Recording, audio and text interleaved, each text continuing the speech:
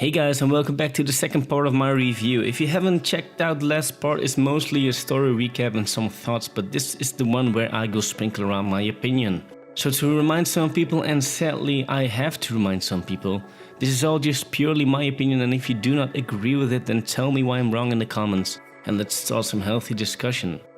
Daisy Ridley is wonderful again as Rey. I loved her in The Force Awakens and I love her here. Her charisma shines and her presence in the universe was a wonderful addition.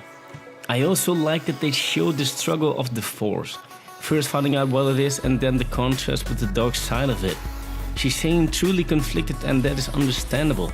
Her life has been turned upside down since The Force Awakens and she needs someone to help her understand what the hell is happening.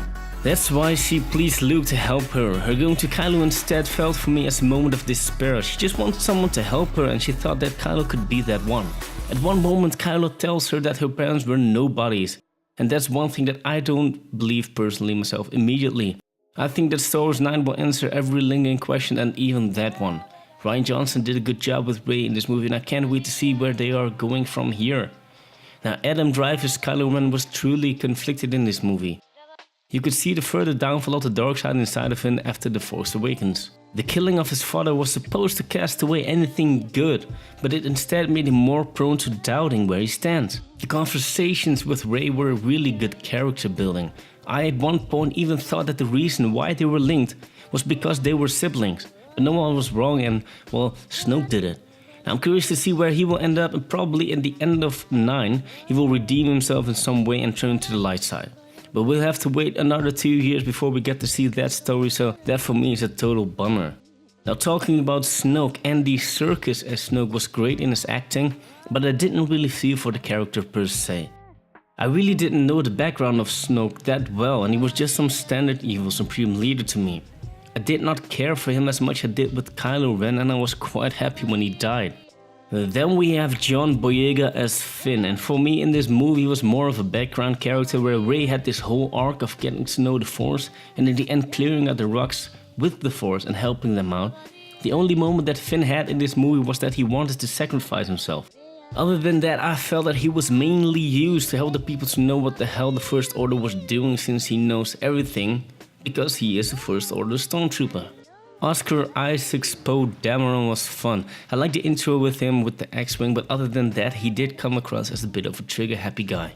Which I understand, because he has to be this counterbalance against Holdo to keep the rebel ship escaping relevant and interesting. And he did turn his opinions around, so that was kind of a good arc. But the guy is just an amazing actor, and the first time I really saw him was my favorite film of all time, Drive, with Ryan Gosling, and he was amazing in that movie, and I'm sure we are going to see a lot more of this guy. Now, talking about the late Carrie Fisher, she was truly stunning and gracious. I do not know if they are planning to use some footage from this movie for the next movie. But if this was her last movie, then for me it was a worthy send-off. Now let's talk a little bit about the characters, which I don't really have a strong opinion on. Rose was played great, but the addition of the character felt a bit as a forced one, this being that Finn was separated from Rey. Holdo I didn't quite like, and Benicio del Toro's character was fun and engaging, but at that time of the movie I couldn't really care for more and more characters anymore. And that was the characters for me, and now a little recap of what I thought about this movie. The movie was a lot of fun, and what I liked about it that it encapsulates only 1 or 2 days in total. There's one major conflict which has to be resolved, and that happens. It's a great setup for the next movie, and I can't wait to see the final payoff of this trilogy. I wanted a great Star Wars movie which could entertain me to its end, and the 2.5 hour runtime was hardly noticeable. Every moment of this movie was engaging enough to keep me locked into the frame and happy. I laughed and I was moved by the multiple surprises and clever jokes. Rian Johnson created a beautiful film in a very scary franchise. Do not forget that there was some weight on his shoulders while making this film. There are some fans that are never going to be pleased again.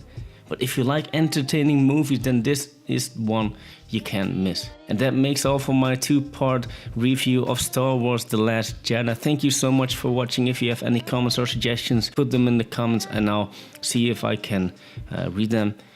My next video will be about Justice League and why I love that movie, even though the critics hated them. Thanks again, and see you next time.